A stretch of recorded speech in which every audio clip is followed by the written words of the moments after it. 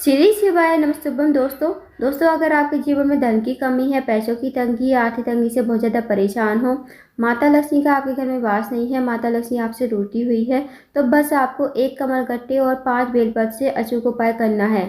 यदि आप इस उपाय को करते हो तो आपके जीवन में जो भी धन की कमी है ना, वो कमी पूरी हो जाएगी। साथ ही साथ आपके घर में माता लक्ष्मी हमेशा के लिए वास करेगी। तो दोस्तों बता दें कि कल है पूर्णिमा तिथि, रविवार का दिन है। तो पूर्णिमा तिथि पड़ रही है, रविवार के दिन बहुत ही विशेष होती है, खास होती है। बस दोस्तों आपको इस उपाय को करना है। पूज्य गुरु जी कथा को सुनकर उपाय को अच्छे से समझाने का प्रयास करेंगे। तो आइए दोस्तों जानते हैं उपाय कैसे करना है। दोस्तों पहला जो उपाय है वो है धन की कमी को पूरा करने के लिए, माता लक्ष्मी का आपके घर में वास करने के लिए। यदि आप चाहते हो कि माता लक्ष्मी का आपके घर में वास हो और आपके जीवन में कभी धन की कमी ना हो, तो आप इस उपाय को अवश्य कीजिए। इस उपाय को करने के लिए सबसे पहले आपको लेना है 1 लोटा जल तांबे के पात्र में। साथ ही आपको लेना है 1 कमल गट्टा और 5 बेलपत्र आपको लेनी है। 5 बेलपत्र जो आप लोगे ना दोस्तों, वो कहीं से कटी फटी खंडित नहीं होनी चाहिए, इस बात का विशेष ध्यान रखें। अब दोस्तों इस उपाय को आपको शाम के समय यानी प्रदोष काल के समय ही करना है। आप इस उपाय को शाम के 5:30 से 7 के बीच में कर लीजिएगा। अब आपको चले जाना है शिव जी के मंदिर में। शिव जी के मंदिर में जो आपके पास कमल गट्टा है ना, वो आपको लोटे के जल में ही डाल देना है और जो 5 बेलपत्री है वो भी आपको लोटे के जल में डाल देनी है। अब आपको उत्तर की तरफ मुँह करके खड़ा होना है और चंद्रेश्वर महादेव का नाम लेते हुए आपको 1 लोटा जल शिवलिंग के ऊपर धीरे धीरे समर्पित कर देना है। दोस्तों आपको नाम ध्यान रखना है, चंद्रेश्वर महादेव का नाम लेते हुए ही आपको जल समर्पित करना है। उसके बाद आपको माता लक्ष्मी से, महादेव से प्रार्थना करनी है। जो भी आपके जीवन में धन की समस्या है, माता लक्ष्मी का आपके घर में वास नहीं है, माता लक्ष्मी आपसे रूठी हुई है, हे महादेव मेरे जीवन में धन की समस्या दूर हो, माता लक्ष्मी हमारे घर में वास करे और हमारे जीवन में कभी धन की कमी ना हो। तो आपको ऐसी प्रार्थना करके, विनती करके आपको अपने घर पर आ जाना है। दोस्तों यदि आप इस उपाय को इस पूर्णिमा तिथि पर कर लेते हो ना, तो कार्तिक महीने की जो पूर्णिमा तिथि आएगी उस तिथि तक आप देखना कि आपके जीवन में कितना बदलाव होता है। तो इस उपाय को अवश्य कीजिएगा, बहुत ही अचूक और विशेष उपाय है। इस उपाय को पूर्णिमा तिथि के दिन किया जाता है और किसी दिन इस उपाय को नहीं किया जाता। तो बहुत ही अचूक और विशेष उपाय है। अब जानते हैं दोस्तों अगले उपाय के बारे में। दोस्तों अगला जो उपाय है, अगर आपका कोई कार्य है बहुत दिनों से अटका हुआ है, आपका कार्य पूर्ण नहीं हो रहा है, आप किसी कार्य के लिए बाहर जाते हो, आपका कार्य अटक ही जाता है, उसमें आपको सफलता नहीं मिल पाती है, तो इस उपाय को अवश्य कीजिए। इस उपाय को करने के लिए आपको लेने हैं 7 हरे मूंग के दाने और साथ ही आपको लेनी है 1 बेलपत्र और 1 लोटा जल तांबे के पात्र में। जो आप बेलपत्र लोगे और हरे मूंग के दाने लोगे ना, वो खंडित नहीं होने चाहिए, इस बात का ध्यान रखना। अब दोस्तों इस उपाय को आप सुबह से लेकर शाम तक कभी भी कर सकते हो। जो पहला वाला उपाय बताया था वो आपको शाम के समय ही यानी प्रदोष काल के समय ही करना है। अब आप चले जाइए शिव जी के मंदिर में।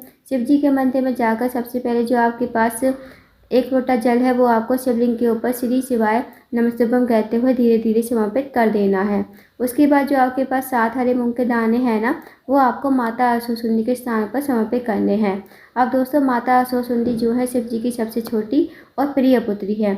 माता असुरसुंदी का स्थान जो होता है जलाधारी के बीचों बीच में होता है, मोटी सी लाइन बनी होती है, वही माता असुरसुंदी का स्थान होता है। तो वहाँ पर आपको 7 हरे मूंग के दाने समर्पित कर देने हैं। साथ ही साथ आपको जो भी आपके जीवन में काम अटका हुआ है ना, वो आप अपनी मन ही मन मनोकामना बोलेंगे माता असुरसुंदी से। और जो आपके पास 1 बेलपत्र है वो भी आपको माता असुरसुंदी के स्थान पर ही समर्पित कर देना है। अब बेलपत्र की जो डंडी का मुख होगा वो आपको जलाधारी की तरफ रखना है, जहाँ से जल नीचे बहकर गिरता है, और पत्ती का मुख आपको शिवलिंग की तरफ रखना है। तो इस तरह आप बेलपत्र चढ़ाएंगे और फिर आपको महादेव से, माता असुरसुंदी से प्रार्थना करनी है कि हे महादेव मेरे जीवन में ये कार्य है बहुत दिनों से अटका हुआ है, मेरा कार्य पूर्ण हो जाए, आप ऐसी कृपा करें। तो आपको ऐसी प्रार्थना करके, विनती करके आपको अपने घर पर आ जाना है। तो दोस्तों इस उपाय को भी अवश्य कीजिएगा, बहुत ही अचूक एवं विशेष उपाय है। अब जानते हैं दोस्तों अगले उपाय के बारे में। दोस्तों अगला जो उपाय है वो है रोग मुक्ति के लिए। अगर आपके घर में किसी व्यक्ति को जो है दमा जैसी बीमारी हो गई है, फिर श्वास जैसी बीमारी हो गई है, सांस लेने में दिक्कत होती है, तो इस उपाय को अवश्य कीजिए। इस उपाय को करने के लिए सबसे पहले आपको अपने घर में खीर बनानी है। खीर बनाने के बाद आपको लेने हैं 5 पीपल के पत्ते। 5 पीपल के पत्तों पर आपको थोड़ी थोड़ी खीर रख देनी है।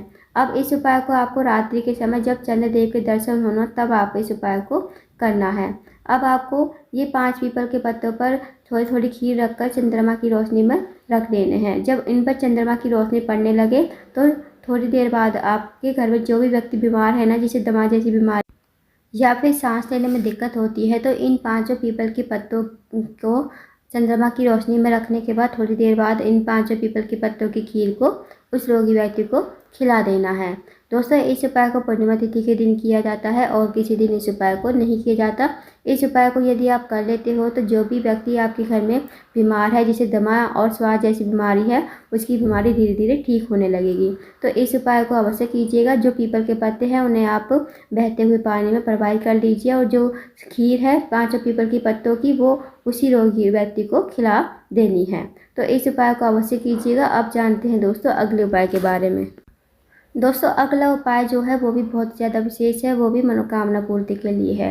यदि आपका कोई व्यापार है, व्यापार में आपका बढ़ोतरी नहीं हो रही है, या फिर आपकी कोई दुकान है, दुकान नहीं चल रही है आपकी, या फिर आपके जीवन में धन की कमी है, धन की कमी पूरी नहीं हो पा रही है, तो इस उपाय को अवश्य कीजिए। इस उपाय को करने के लिए सबसे पहले आपको लेना है एक चावल का दाना, साथ ही आपको लेना है एक बेलपत्र।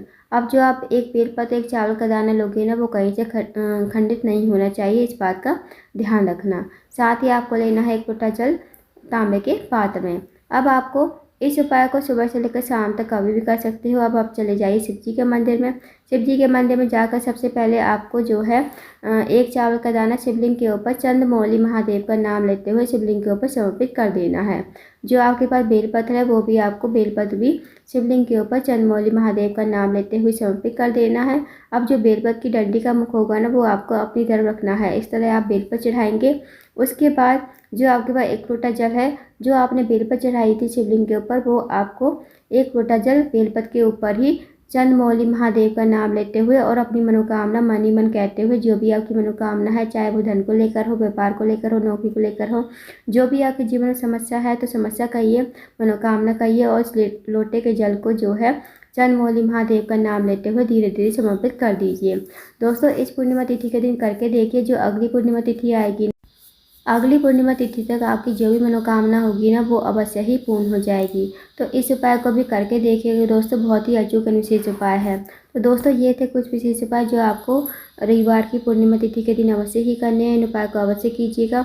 अगर आपको जानकारी पसंद आई हो, वीडियो को लाइक करना, शेयर करना, चैनल को जरूर सब्सक्राइब करना, कमेंट बॉक्स में श्री शिवाय नमस्तुभ्यम हर हर महादेव जरूर लिखना।